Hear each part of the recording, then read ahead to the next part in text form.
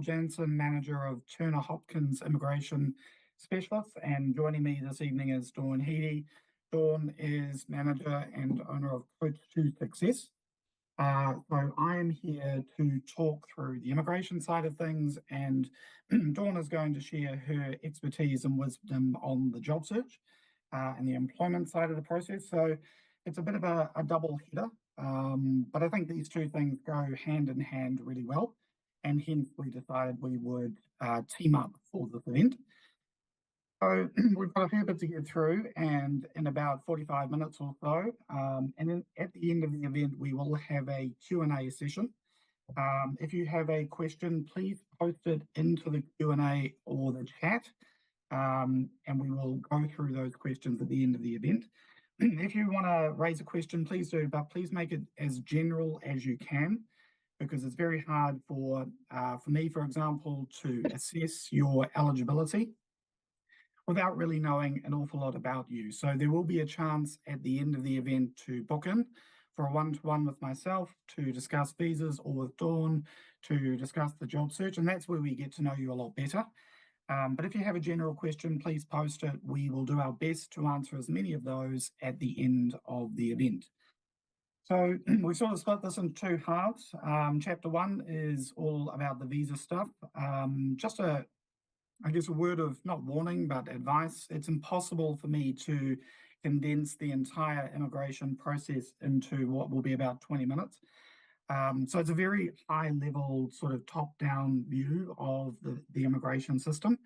We're going to talk through temporary visas, residence, the different pathways to residence very briefly, a little bit of a discussion on some of the other categories that exist as well. But the whole idea is it just gives you, I guess, an introduction as to how it all works and where you might fit. And from tonight, you might decide, yep, this sounds like it could work for me. So you may then decide to book in to talk to me, and I can go through your eligibility specifically. Chapter 2 is over to Dawn. Dawn's going to be talking about the online job search and the frustration of that. Some of you will have already done that process or started that process and know how difficult that can be. So she's going to give you some basic advice on that, on cover letters, expressions of interest, not the immigration sort, but the job search sort, how to leverage LinkedIn and social media in a way to increase your job search efforts, and video CVs, which is something that is new to me. So I've seen them, but I don't know a lot about them. So I'm going to learn something from this as well, I think. So we'll jump straight into it. And again, any questions, pop them into the chat and we'll come back to them towards the end. So by way of introduction, as I said, my name is Paul Jansen. I've been doing immigration or assisting people in this process for about 21 years now. It's not a lot I haven't seen, but I love the job because I'm still perpetually surprised every day by the unique situations that clients bring to me. My focus has always been on partnership applications, skilled migrant, that includes the work visa process, some student visas, but mainly it's about bringing people here to live permanently. I've served on the advisor reference group, which is essentially a connection between myself or our industry and the industry regulator, which is the IAA. I am licensed to provide advice, and in New Zealand, you have to be licensed to provide advice. So one, I guess, small word of warning if you're talking to someone who is trying to assist you with the immigration process, to make sure they are licensed, because it is a mark that they have done what they need to do to be able to understand and deliver the best advice. I'm going to throw it over to Dawn now to introduce herself. Hi, I'm Dawn Heedy. It's great to be here with Paul this evening. Just a little bit about me and my background. So I am a migrant. I originally come from England, and I travelled to New Zealand with my husband and then young family around about 16 years ago. My background is in HR and recruitment. And when I came to New Zealand, I did various roles, always people oriented. And then I studied for a degree in social work and a diploma in coaching. After that, I started my own business, Coach to Success, and I've been working with migrants and also locals in New Zealand, but mainly migrants or prospective migrants, regarding all things employment, really. I'm not a recruiter, but I work closely with my clients, very individualistic, and yeah, I guess people know me best for my CVs, but I do an awful lot more as well in the employment space. Thanks, Paul. Thanks, Dawn. All right, so I guess straight into the nuts and bolts of the visa process. So just a very basic introduction in terms of how it works. And as most of you might already be aware, some of you might have already started the process, but employment is a really big part of New Zealand's residence program. And it hasn't always been that way. Many years ago, we actually had pathways to secure residence that didn't involve getting a job. If you were skilled enough, you could apply, and if you made it through the process, you could get residence and move to New Zealand. But that has changed, and certainly, excuse me, over the last 10 years, the move towards a job offer part or job offer driven process has been really, really important.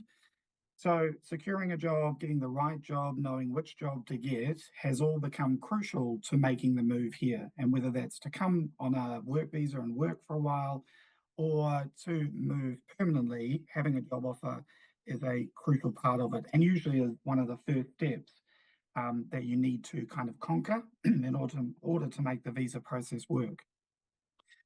And that raises a whole lot of questions. So, how do you get the job if you don't have the work visa? It's that catch-22, which is sort of, I guess, the bane of most migrants' existence. It's, I need to get the job offer to get the work visa, but I need the work visa to get a job offer.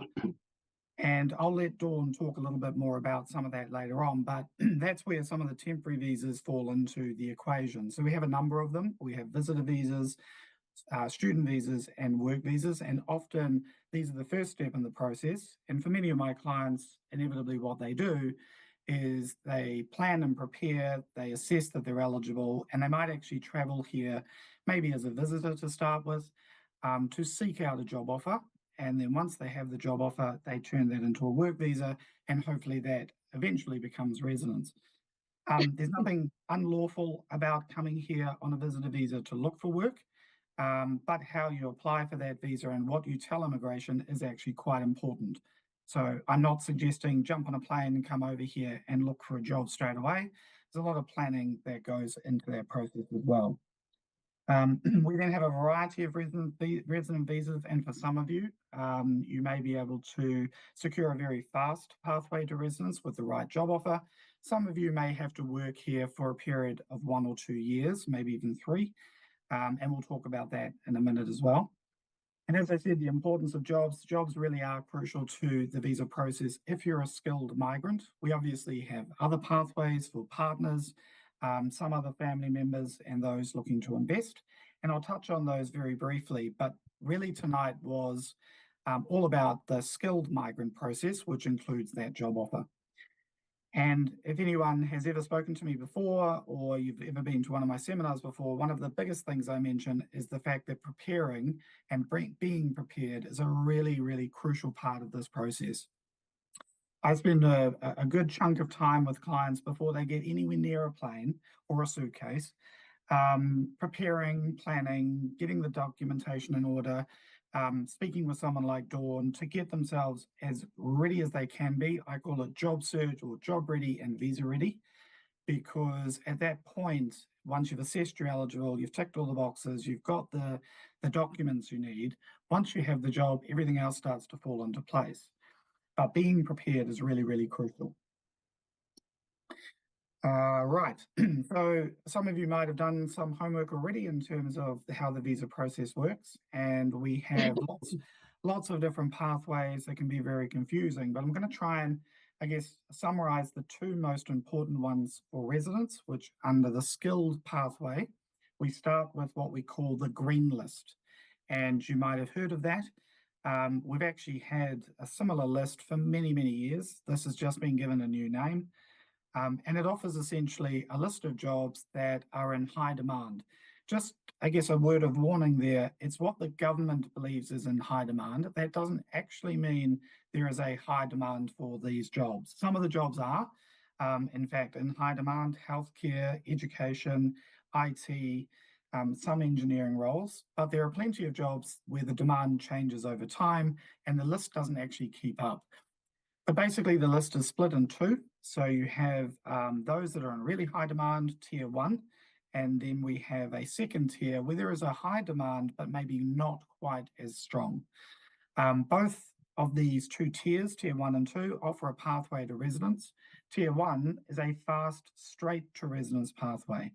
So in a sense, if you work in that occupation that's in tier one of the green list and you secure a job offer in New Zealand in that occupation and you meet the requirements for that occupation, that's really important, you can effectively apply directly for residence and you can secure that in somewhere between, for most applicants, somewhere between maybe 6 to 8 weeks. It's a really quick process. For those of you who are not on tier one, but maybe in tier two, and that includes a number of trade occupations, you can secure residence, but you have to work here for 2 years in a role on tier two of the green list first. So that involves getting a work visa, which would be an accredited employer work visa, and that leads you on to residence. So it's essentially a work to residence pathway. And the AEWV, so the Accredited Employer Work Visa, is the first stage for those work to residence applicants. And it means you have to have a job offer that's with an accredited employer who is essentially given the green light or the big tick from immigration to employer migrant. There is a process to go through for the employer and for you, but there are a very large number of employers who are accredited, somewhere in the region of about 29,000 and counting. And I often say to people, or clients of mine will say, well, I'll start looking with the accredited employers. And my advice is yes, but don't ignore the other employers, because to become accredited is actually not that difficult for a well-established, good employer. And so if you secure a job offer with a non-accredited employer, getting through that process for the AEWV or even to go directly for residence is not too difficult for the employer. And we can obviously assist with that. But really important thing to consider if you're looking at the green list is that each occupation has a particular requirement, and it might be a salary requirement, it might be a qualification, it might be needing to be registered in New Zealand, or it could be a combination of all of those things. And so if you see your occupation on the list, you think, great, I'm tier one of the list, get a job and I'm home and host, just make sure that you meet the requirements and check those requirements first. They can catch a number of people out. So that's the green list, very popular category, but doesn't capture everyone. And often I have a lot of people who approach me and say, but my job's not on the green list, can I still migrate? And the short answer is absolutely you can, because for everyone else who's not on the green list, we have the points-based system. And the points-based system has been around for decades. In fact, we were one of the first countries in the world to adopt a points-based migration system. Australia followed reasonably shortly thereafter, UK and Canada as well. And we've modified this thing over the years so many times, I can't keep up with them. But the most recent change was October of 2023, when we rolled out the current points-based system, which is actually a very simplified version of what we've had in the past. And we've actually boiled it down to 6 points, just 6. And you essentially get points. You must have a job offer. That's the first point. You must be under 56 years of age when you apply for residence, and that also applies to the green list. There's a lot of confusion around the age, but basically, as long as your residence is lodged the day before you turn 56 years of age, not 55, then you qualify. And even if you turn 56 while it's being processed, that's okay, no problem. So this points-based system captures everyone else who's not on the green list and who is skilled. So they have a certain level of skill in the job that they do in New Zealand, or they earn a certain amount of money. And in fact, if you earn the right amount of money, it doesn't actually matter what you do. You could be skilled or unskilled.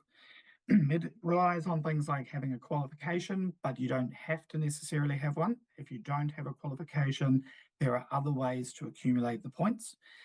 Maybe you're in a registered occupation, a teacher or a nurse or a dentist, so or the salary you earn. So those are basically the three things that immigration are looking at. What qualification do you have, if you have one?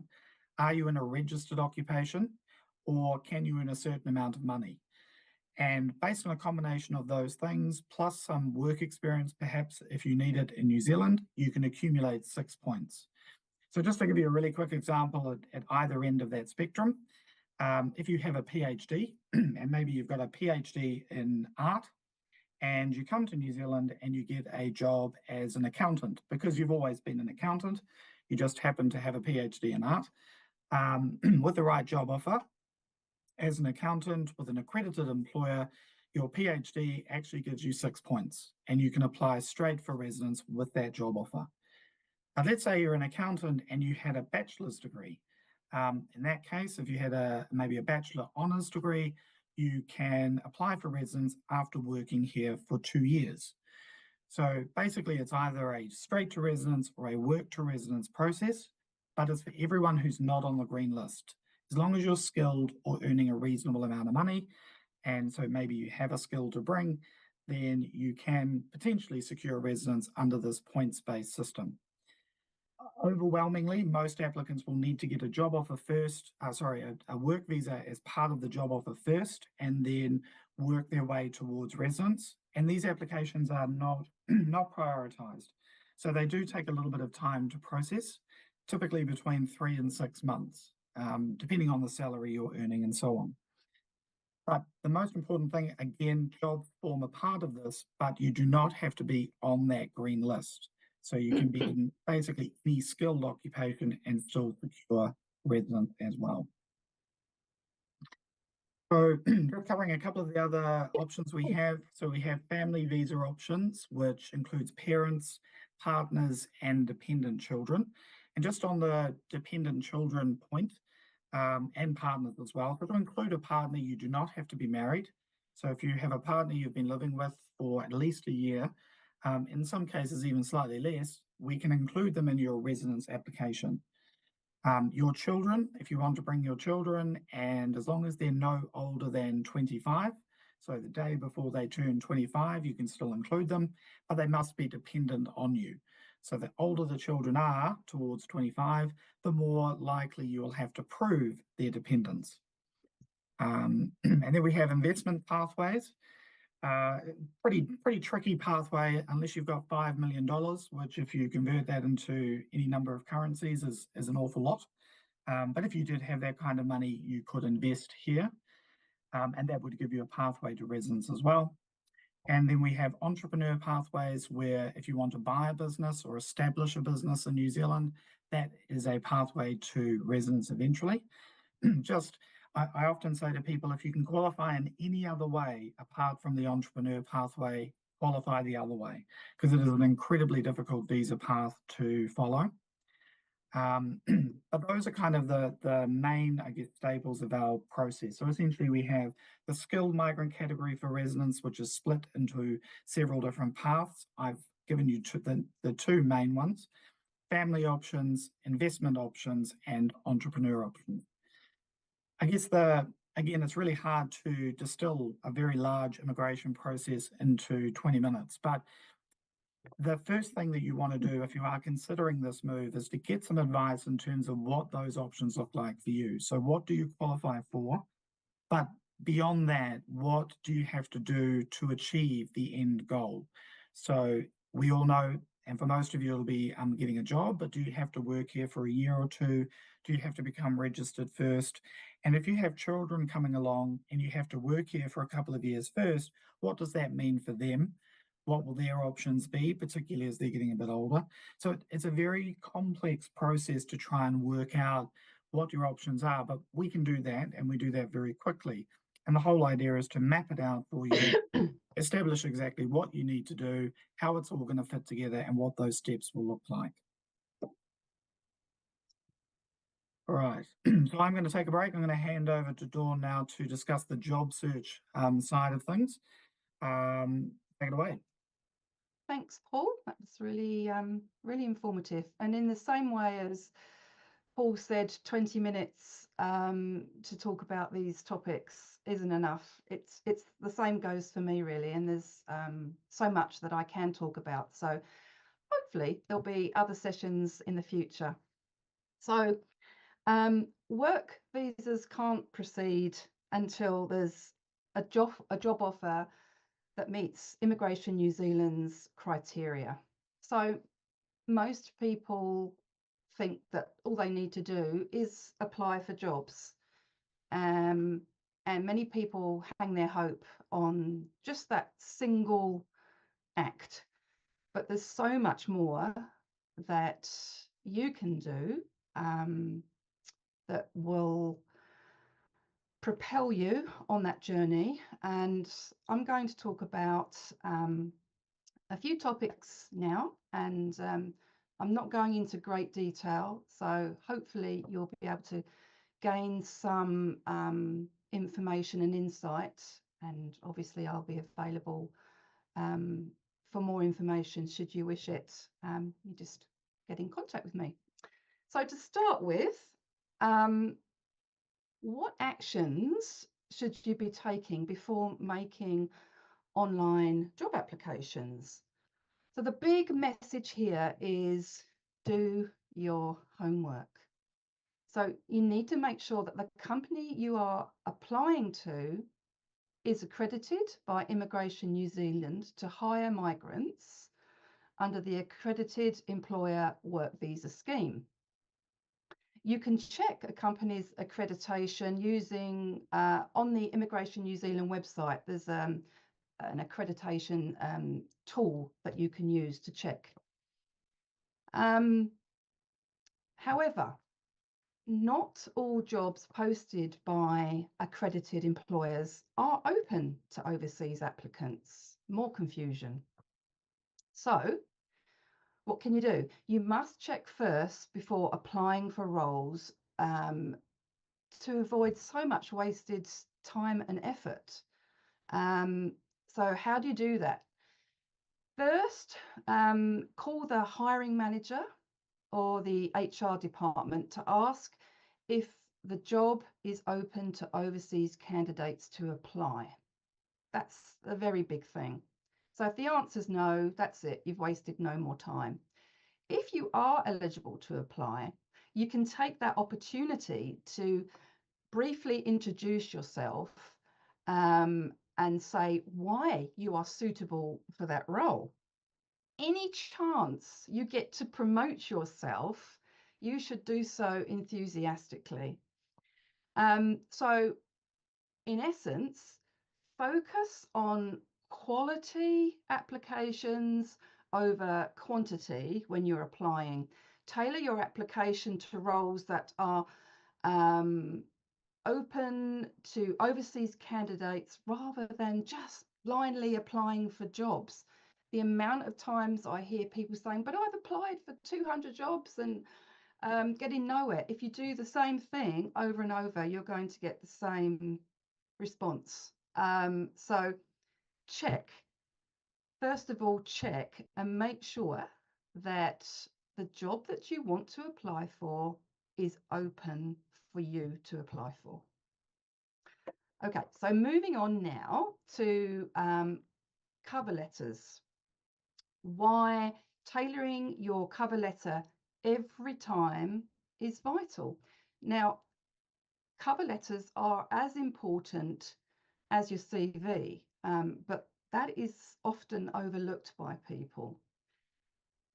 So you should avoid just repeating your CV wording in the letter and highlight your relevant skills and that match with the advert or the job description.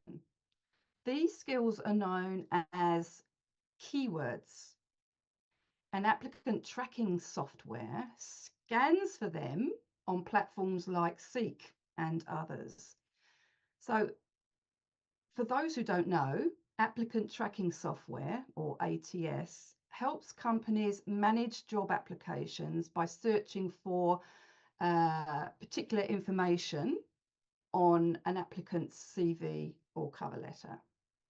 So, not including your relevant skills or keywords, that could prevent you or prevent your application from going further right at the very start. Also, personalizing your cover letter by explaining why you want to work for that specific company is really important. You can research websites or social media to give you an insight into a company's culture, their values, recent projects.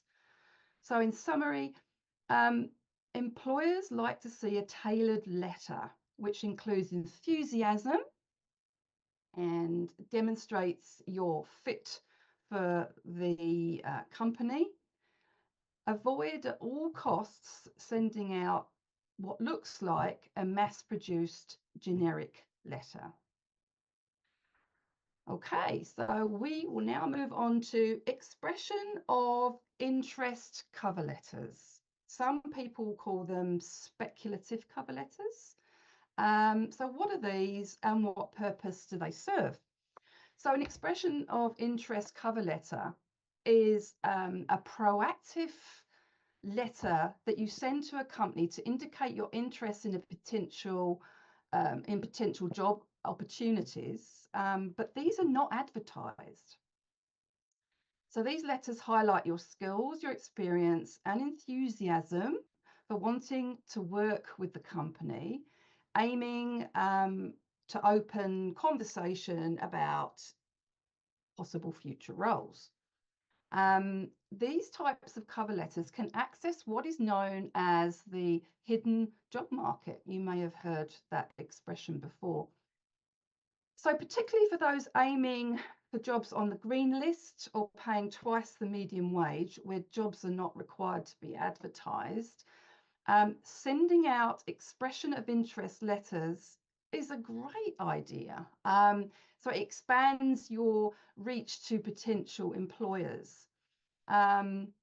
So to recap, use your existing networks and research companies of interest, remembering they must be accredited employers. There's no room for generic expression of interest letters. They must be tailored. Right, so we will move on to leveraging the power of LinkedIn. So LinkedIn is a professional networking platform.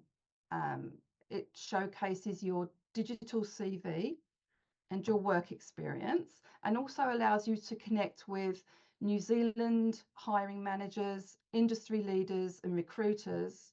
And you can also job search and engage in industry specific discussions. LinkedIn is considered a top resource in in your migrant job seeker toolbox.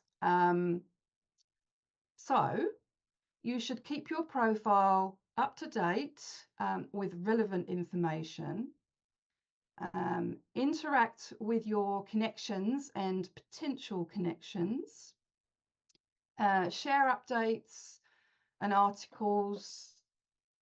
Interact with posts, and also create your own content, which is really important.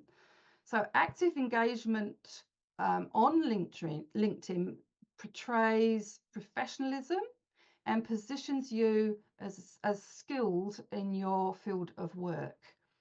Then there's the question of LinkedIn Premium. I have people often asking me, what is that? Should I upgrade? So In my professional opinion, this is a great feature, and it's one that you can opt out of at any time.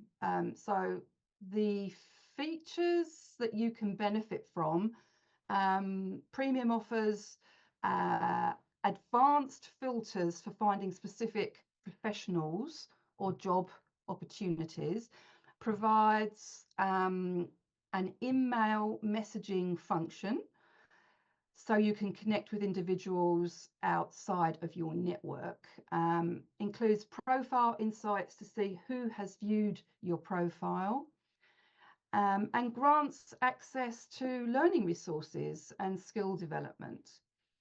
In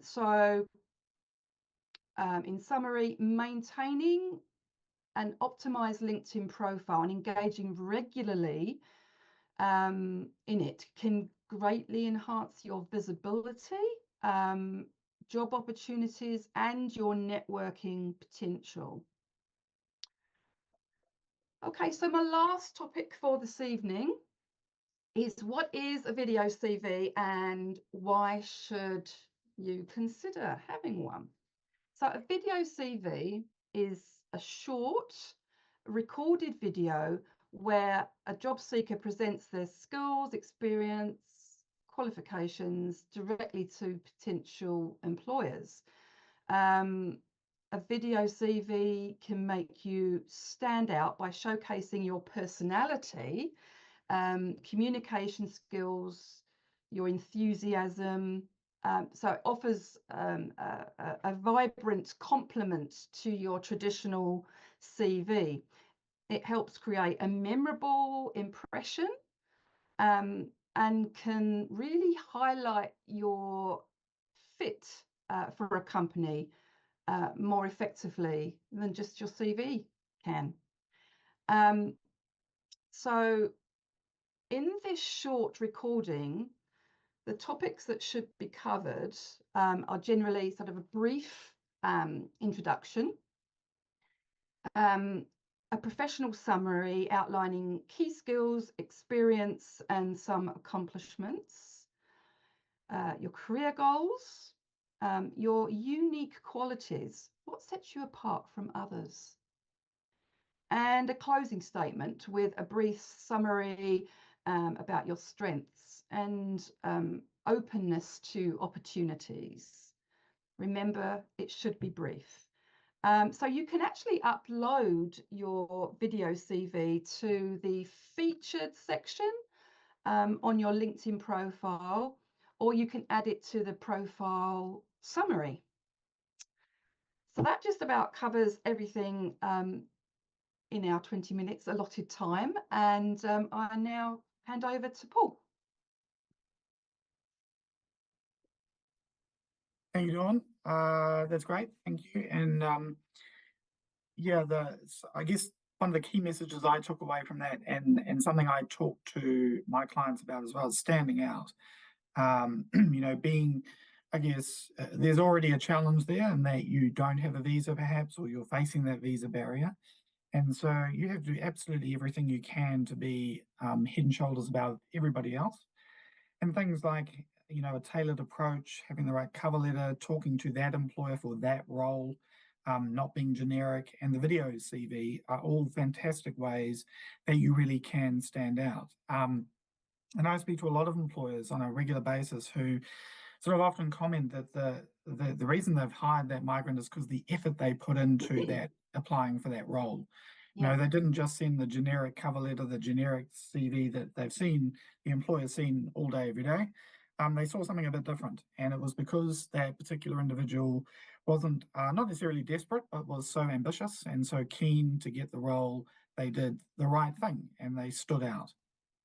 And really, that for me is you know, the key method. And one of the questions that have been raised quite a few times in the Q&A, which we'll talk about in a minute, how do you get the job without the visa? That, you know, that's the number one problem. A lot of that does come down to standing out and being able to deploy all of those tools, all of those tips into your job search. So putting those two things together, it's really about assessing where you fit in this puzzle. So do you qualify for a visa? What visa do you qualify for? How is that all going to got to work. And then understanding the job search part of it and having someone like Dawn to, I guess, highlight those things you can do differently to make you stand out and to make your approach a bit different. I guess one thing I would just circle back to is, and Dawn, I think you possibly agree, or hopefully you'll agree, that location is a big part of it. And inevitably applying for jobs offshore is a lot harder than trying to do that onshore. Simply because New Zealand is a small country and we're still very much about meeting people and being introduced and getting to know them. So being here can make a world of difference. You can do a lot of work from offshore to build your networks, to develop your LinkedIn profile, to kind of get the foundation going. And some of you will be lucky enough to turn that into a job offer, which is fantastic. But a big chunk, and probably the majority of the people I work with, inevitably have to come here, whether that's for a longer period or even just to come and do interviews. So being prepared for that is also quite important. I think what I would add to that, Paul, is I completely agree with what you're saying. But what happens, I find in a lot of cases, is when people come to New Zealand, they've come on their visitor visa, they haven't actually sort of prepared prior. They're now ready. They've arrived and they now want to meet with employers. But they could have done a lot of that legwork before they left. And I always say to people, you've got a limited amount of time in New Zealand. You have to make the most of every minute. So what you can do before you come to get prepared for that is vitally important. Yeah, yeah, absolutely. And from the, from the visa perspective as well, that ties in, because to give you a really a simple example of someone I worked with who was very keen to move ahead, and I said, look, your biggest problem is actually not going to be finding a job. It's going to be which one do you take, because your occupation is in such demand. I said, so before you start the job search, do all the groundwork first. So get all your documents in order, get ready, because when an employer finds you and wants to offer you the job, they're going to want you to move fairly quickly. And if you haven't done all your other things, that will slow everything down and that puts the job at risk. And sure enough, he didn't listen to that part of the advice. And found 3 job offers really, really quickly, didn't have the documents. We were able to make things work, but obviously being prepared and ready to go. And the same applies, as Dawn said, when you're coming here to look for a job. There's a lot you can do to research the market, know who to approach, building up your profile, putting you in the best possible shape, that when you come here, you're making the most use of that time. Because obviously, the longer you're here on a visitor visa looking for a job, the more it costs. Well, exactly. I mean, even setting up meetings with recruiters or, your own networks, do as much as you can before. Don't wait till you get here. Yeah, precisely. And that all helps to form a really good, part of a really good strategy to make the move as well. So,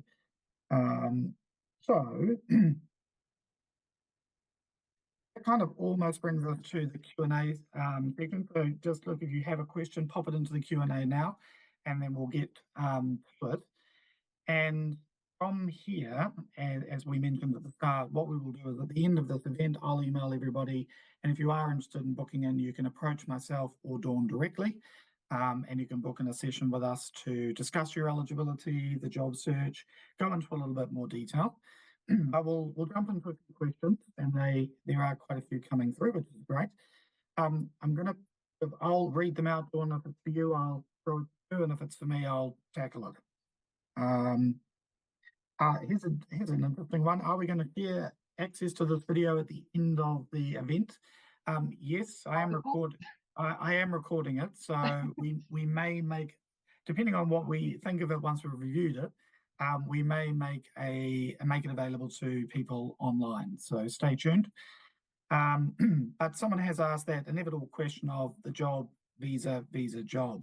And there is really no simple answer to that. Unfortunately, there is no magic solution to that fix.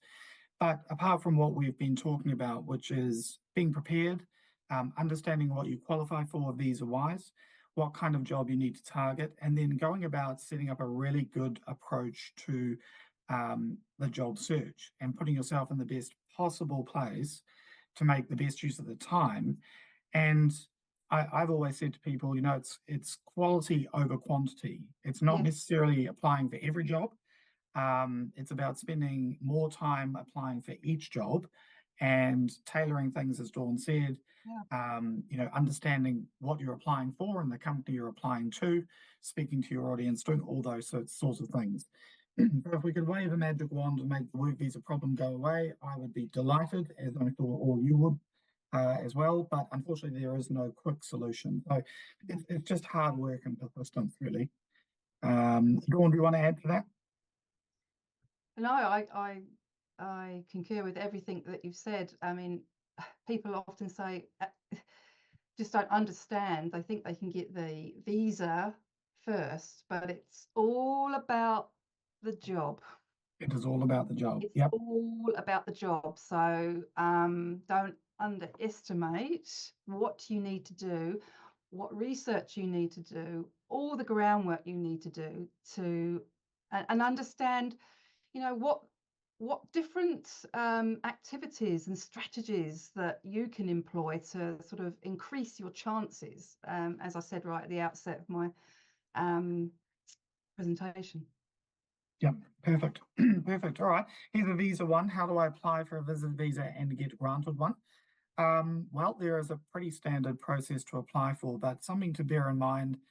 If you're applying for a visa to come and look for a job, there isn't actually a visa that allows that specifically. But for many years, immigration has been open to the idea that if someone is skilled and can demonstrate that they've done a little bit of homework, they're eligible for potentially a work visa or even residence, and they meet the visitor visa requirements, they can be granted a visa for a holiday with a secondary purpose to come and look at the labour market. And we call that a look, see, decide, or an LSD trip. And essentially, you're coming here on a holiday, but you're declaring that you would also like to have a look at the labour market, talk to potential employers. There's nothing unlawful about doing that from immigration's perspective. What they want to know is that if you do get a job, you would actually qualify to get a visa, so that you've got a pathway through. If they can't see that, then they're less likely to give you that visa. Still have to be able to demonstrate you meet all the normal requirements. You can afford the trip, you can pay your way, and maybe you've got something to go back to, just family to return to. But we're very clear when we apply for these. We tell immigration this person has two effective purposes. One is a holiday, the other one is to have a look at the labour market. And there's nothing wrong with that. In fact, it works better, because if you turn up and you're lucky enough to get a job, reasonably quickly, no one's going to ask you whether or not you told the truth when you applied for your visitor visa, because you did. You declared exactly what your purpose was. So how you do that and how you put that together is a little bit of an art, and it's something that we're very good at. But we've brought many people over to do exactly that, and to come and do the on-the-ground search, but not before they've done a lot of work in terms of the research, setting the foundation, getting the cover letter, CV approach right, all of those sorts of things. All right, here's a really good question. Is there any way to really get around the applicant tracking software? Dawn, that's one for you. Sorry, I didn't quite hear that properly. Could you say it again? So basically, the applicant tracking software you were talking Yes. about? Yes. Is there any way to get around that? No. No. It's a very short answer. No, but you shouldn't be worried about it. So I understand what needs to go into a CV for it to be able to pass through ATS. So basically, ATS is looking for certain information on your CV, and it's usually in line with the job description. So it could be looking for particular qualifications. It will be looking for keywords that I mentioned before. So particular skills that you need to do your job will be part of what ATS will be searching for. It could be a number of information in there, but as long as the CV is constructed with ATS in mind, and that goes for the cover letter as well. As I said, ATS scans cover letters too. So it's about keywords, keywords, keywords. You shouldn't be too worried about ATS. You just got to know what needs to be included. Fantastic. And I think and maybe we would add that if you are using things like LinkedIn to network and to build your connections directly to hiring managers, that can sometimes help, because then you're not necessarily applying through the standard Well, that's platform. true. Yeah. That's absolutely true. Sometimes when you see jobs advertised on Seek and other platforms, that's a good point, actually. You can see if that job is advertised on the company's website as well, which sometimes it is. And if so, and you can add and you can apply that way rather than on the Seek platform, then ATS, it doesn't, you don't have to run the gauntlet of ATS. And also, as you said, if you are having conversations with people in companies and they ask to see your CV, again, doesn't go through that process. It is frustrating. ATS can be very frustrating at times, but yeah, it's just knowing what you need to have in that CV to give you the very best chance that you get through to humanize, basically. Yeah. Yeah, absolutely. And I guess that comes back to one of the themes of Dawn's portion of the seminar, is that there are lots of different things you can do. Lots of different tools in the toolkit, essentially. So it's easy to get caught in just the sort of standard, I'll jump online and apply online and do everything online. And we're all very used to that. But often it's about being a little bit more clever, a bit more strategic, Yeah. doing a bit more homework. And as the migrant job seeker, you're already sort of a little bit behind, so you have to do everything you can to try and catch it up. Exactly All right, right. very good. We've got a few more questions here. So, how much money do you need to have in your account before applying for a visitor visa? That's a reasonably straightforward one. You need to have about $1,000 per month that you intend to stay in New Zealand, unless you have prepaid accommodation. So if you're staying with friends or family and you can prove that, then you can get away with $400 a month. And interestingly, that number has not changed for, I can't even remember how long. It's a very, very long time. So it's a very modest amount to have to prove that you can keep yourself afloat. Someone's asked a question about applying for the 2-year additional extension to the work visas. Can you do it now, as the visa fees are about to go up on the 1st of October? Yes, you can, is the short answer. They just won't be processed until much closer to the current visa expiry dates. So you can lodge before the visa fees go up. Probably a smart idea, but because otherwise you'll be paying double for work visas. As they're all going up on the 1st of October. And then here's a very good question, this one for you, Dawn.